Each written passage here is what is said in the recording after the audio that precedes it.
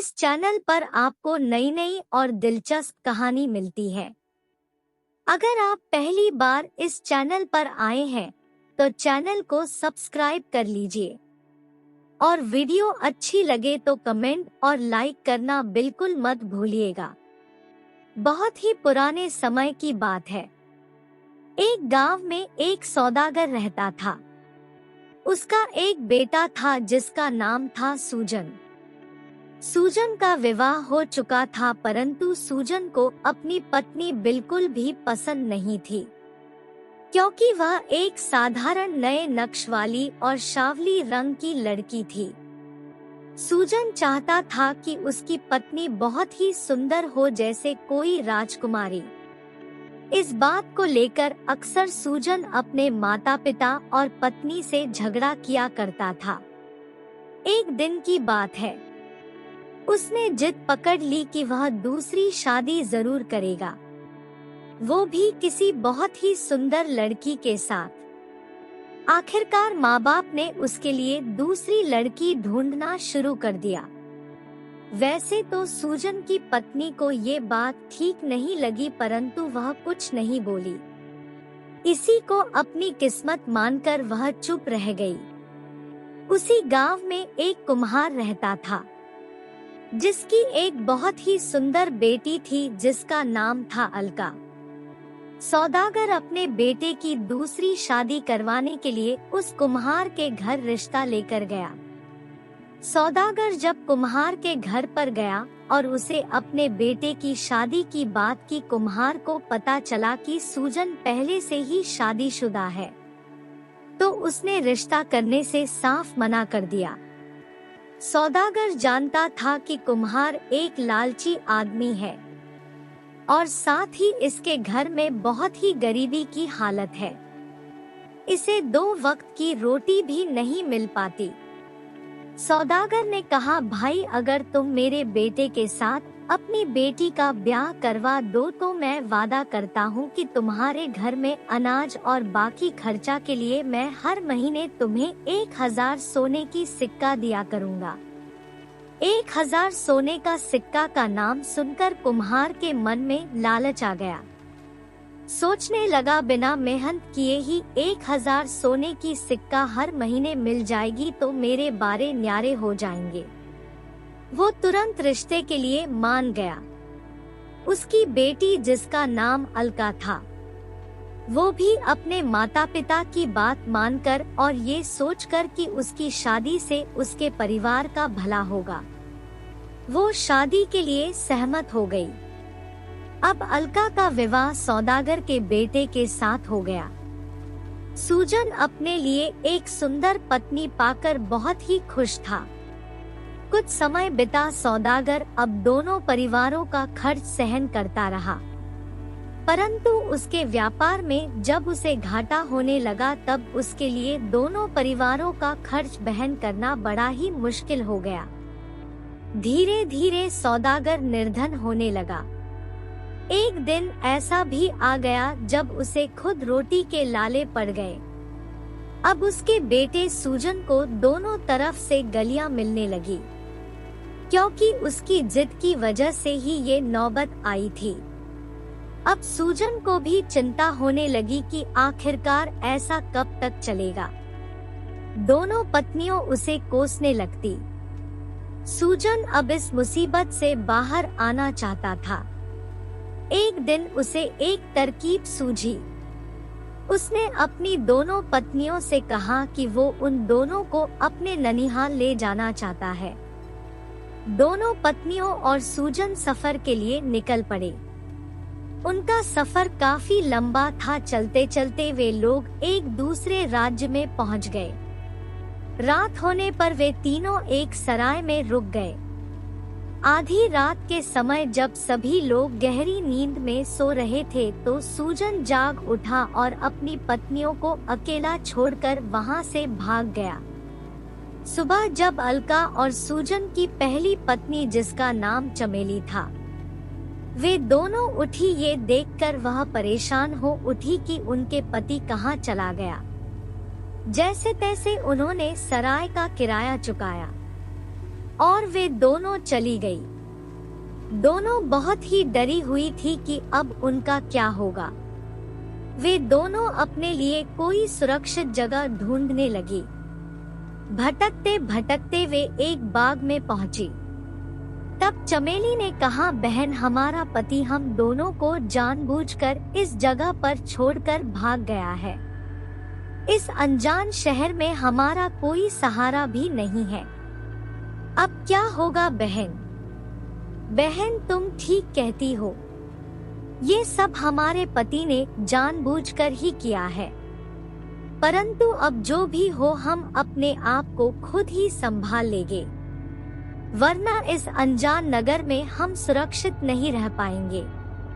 अच्छा, जो भी हुआ अब तुम फिक्र मत करो। हमारे पति ने हमें छोड़ दिया तो क्या हुआ? अब हम कभी भी उसके पास वापस नहीं जाएंगे।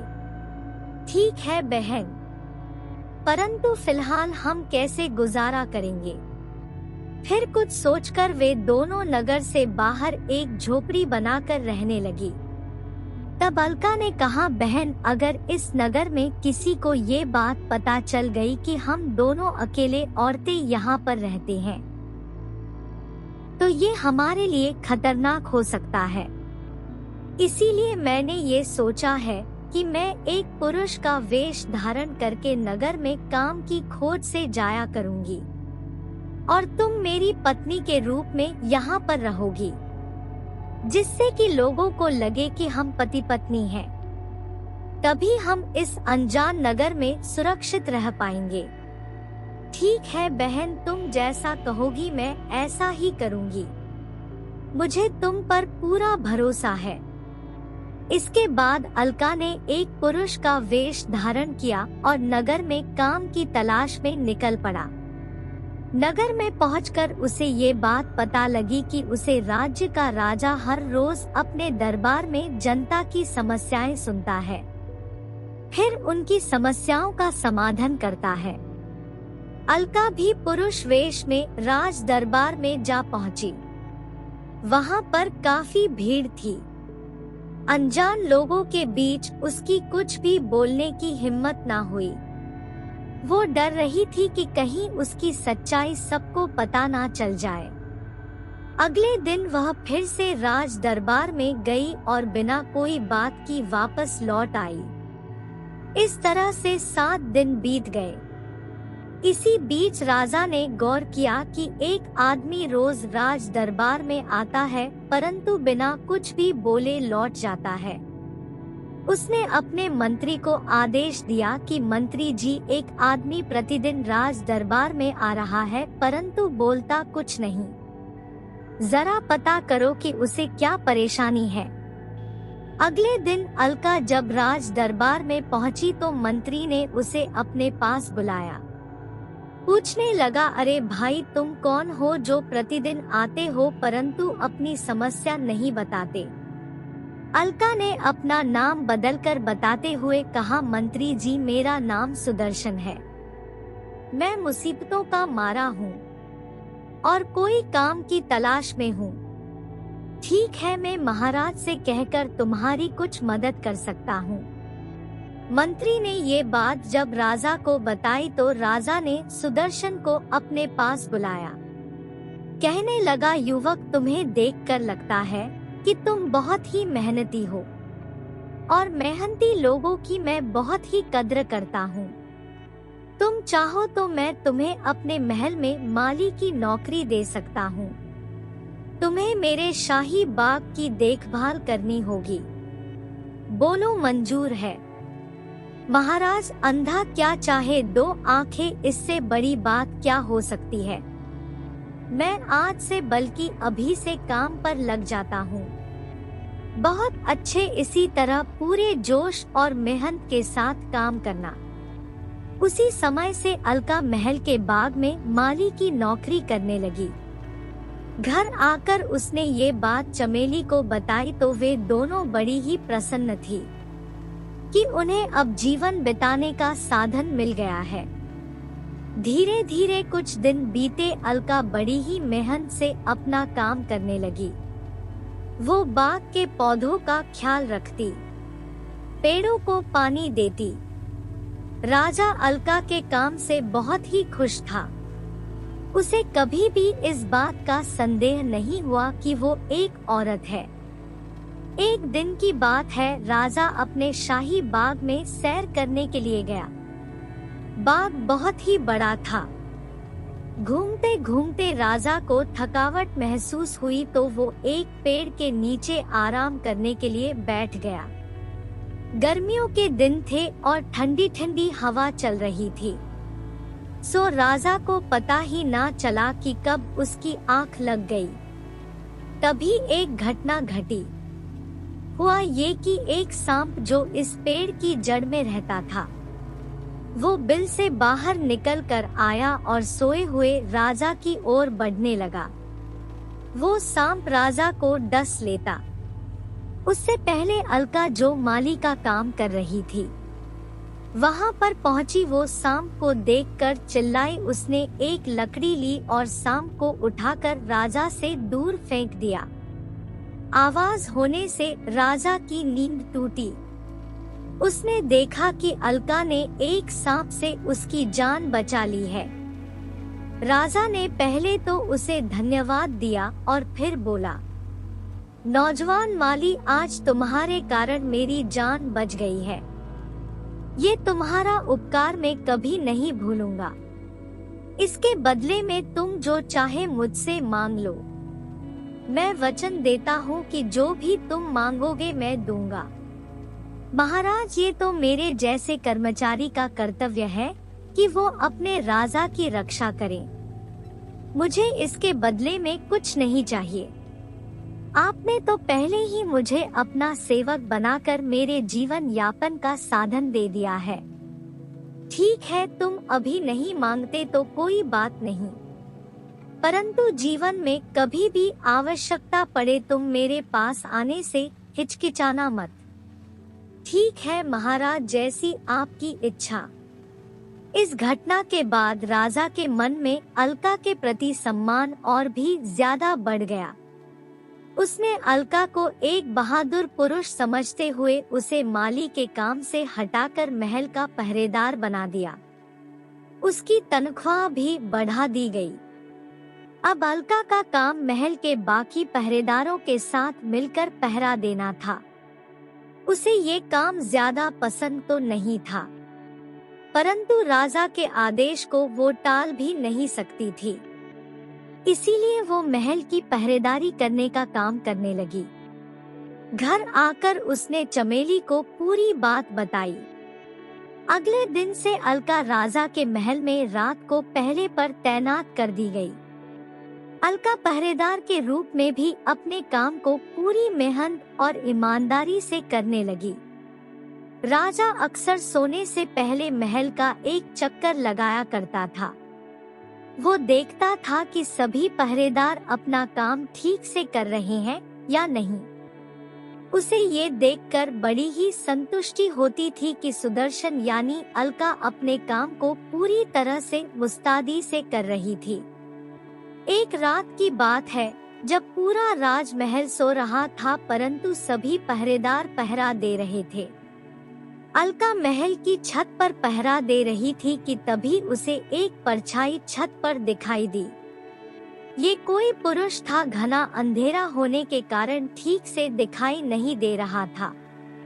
देखिए ये कौन है? अलका को शक हुआ कि हो ना हो ये कोई चोर या लुटेरा है जो महल में चोरी करने के इरादे से आया है। अलका जोर से चिल्लाते हुए उसकी ओर भाग। अलका की आवाज सुनकर बाकी पहरेदार भी वहां पर आ गई, इससे पहले कि वो चोर भाग पाता। सभी पहरेदारों ने मिलकर उसे पकड़ लिया और उस चोर को कारागार में डाल दिया गया।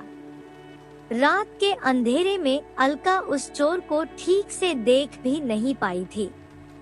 अगली सुबह जब राजा को पूरी घटना का पता चला तो उसने पकड़े गए चोर को अपने सामने पेश करने का हुक्म दिया। चोर को लाकर राज दरबार में पेश किया गया। दरबार में जब दिन के उजाले में सुलोचना ने चोर को देखा तो उसके होश उड़ गए, क्योंकि वो चोर कोई और नहीं बल्कि उसका पति सूजन था, जो उसे छोड़कर भाग गया था। राजा ने चोर को सजा सुनाते हुए कहा कि हमारे राज्य में चोरी एक बहुत ही बड़ा अपराध है और इस चोर ने तो राजमहल में चोरी करने की कोशिश की है। इस तरह से ये एक राजद्रोही है, इसीलिए इस चोर को कठोर से कठोर दंड दिया जाएगा। मैं इस चोर को मृत्यु दंड देने की घोषणा करता हूँ। ये सुनकर चोर के साथ साथ अलका भी डर गई। वैसे तो अब वो अपने पति से कोई प्रेम नहीं करती थी, परंतु वो उसे मरता हुआ भी नहीं देख सकती थी।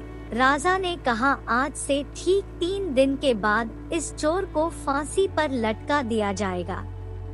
इसके बाद चोर को वापस कारागार में डाल दिया गया। राजा ने अलका की तारीफ करते हुए कहा, पहरेदार सुदर्शन, हम एक बार फिर से तुम्हारे आभारी हैं। तुमने एक बार पहले हमारे प्राणों की रक्षा की थी और आज भी महल में चोरी होने से बचा ली। हमें तुम्हारी बहादुरी और ईमानदारी पर गर्व है। फिर राजा ने उसे 1000 सोने की सिक्का इनाम में दे दी। उसी दिन शाम के समय पहरेदार अलका कारागार में चोर से मिलने के लिए गई, क्योंकि वो अपने पति को पहचान चुकी थी। वो जानना चाहती थी कि आखिर उसका पति एक चोर कैसे बन गया। जब वो कारागार में पहुंची तो किसी ने भी उसे चोर से मिलने से नहीं रोका। अलका ने कारागार के बाकी पहरेदारों को वहां से चले जाने को कहा। वे सब वहां से चले गए, क्योंकि वे सब जानते थे कि वो महाराज की खास आदमी है। जब वो कारागार में कैदी के पास गई तो सूजन उसे पहचान नहीं पाया कि वह उसकी पत्नी है, बल्कि वो उसे एक पहरेदार ही समझ रहा था। जब अलका ने उससे पूछा कि मुझे बताओ कि तुमने चोरी करना क्यों शुरू किया, तब सूजन ने कहा, तुम्हें इन सब बातों से क्या मतलब है? मैं तुम्हें क्यों बताऊं? उस समय अलका ने उसे बताया कि वो पहरेदार के रूप में उसकी पत्नी है। सच्चाई जानकर सूजन घबरा गया। उसने कभी सोचा भी ना था कि वह एक चोर के रूप में अपनी पत्नी के सामने आएगा। अलका के बार बार पूछने पर कि वह चोरियां क्यों करने लगा, तब सूजन की आंखों में आंसू छलक उठे। वो कहने लगा, अलका, मुझे जो मृत्युदंड मिल रहा है वो मेरे ही कर्मों का फल है।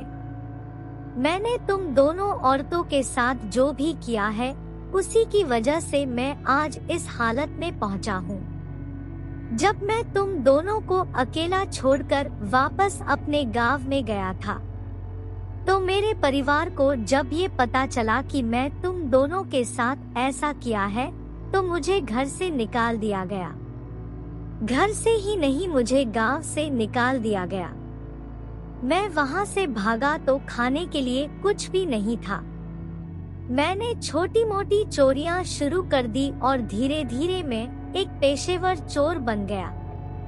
लेकिन मुझे आज अपने किए पर बहुत ही पछतावा है, परंतु एक बात की संतुष्टि है कि मरने से पहले मैं तुमसे माफी मांग सकता हूँ।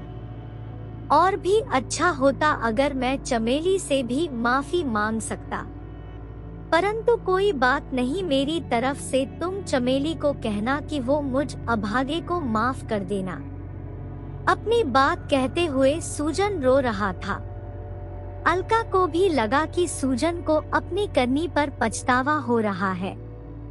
उसके मन में सूजन के लिए सहानुभूति प्रकट होने लगी। तब उसने सूजन से कहा, अगर तुम्हें अपने किए पर पछतावा है तो मैं तुम्हें मृत्यु दंड से बचा सकती हूँ। नहीं अलका, मुझ जैसे नीच और अधर्मी आदमी को जिंदा रहने का कोई अधिकार नहीं है। आपको अपनी गलती का पछतावा है, इसीलिए मैं आपको सुधरने का एक मौका देना चाहती हूँ। आप सुबह तक का इंतजार करें, मैं अवश्य ही आपकी सजा माफ करवा सकती हूँ। इतना कहकर अलका वहाँ से चली गई। सुबह के समय अलका राजा से मिलने के लिए महल में गई। तब राजा अपने कमरे में अकेले ही थे। अलका राजा की आज्ञा पाकर कमरे में आए। राजा ने कहा, कहो पहरेदार सुदर्शन, ऐसा कौन सा विशेष कारण था जो तुम हमसे मिलने के लिए यहाँ तक चले आए? बताओ, तुम्हें मुझसे क्या काम है? महाराज, आपको याद है जब मैं सांप से आपकी जान बचाई थी तो आपने मुझे वचन दिया था कि जब भी मैं कुछ आपसे मांगूंगा तो आप अवश्य ही मेरी मांग को पूरा करेंगे। हमें अच्छी तरह से याद है सुदर्शन, बताओ तुम्हें क्या चाहिए? मैं अपना वचन अवश्य पूरा करूंगा। तुम्हें जो भी चाहिए मुझे बताओ। हीरे मोती, सोना चांदी या कोई गाव तुम्हें इनाम में दे दूं? नहीं महाराज, मुझे इन सब की जरूरत नहीं है।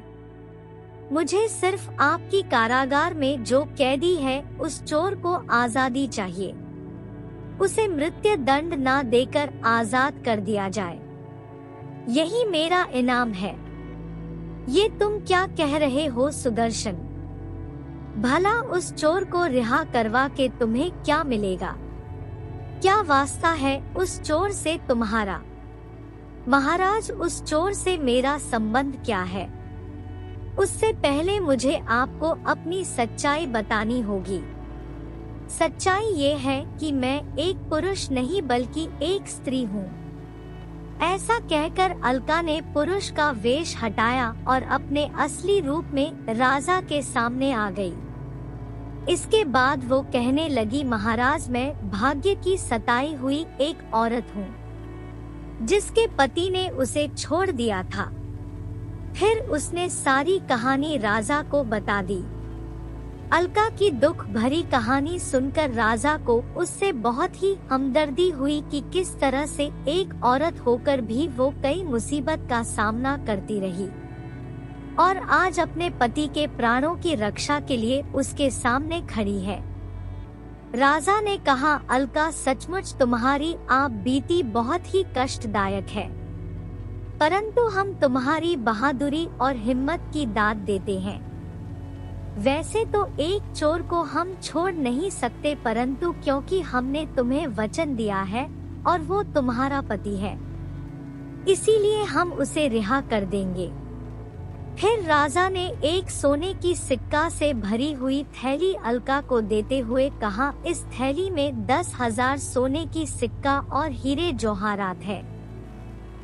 तुम ये सब ले लो और अपने पति के साथ इस राज्य से लौटकर अपने गांव चली जाओ। वहां जाकर अपने पति के साथ एक नया जीवन शुरू करो। यदि भविष्य में तुम्हें कोई भी सहायता की आवश्यकता हो तो मेरे पास निसंकोच चली आना। फिर राजा ने सूजन को रिहा करवा दिया। अलका सूजन और चमेली को लेकर वापस अपने गांव लौट गई। सूजन अब एक अच्छा इंसान बन चुका था।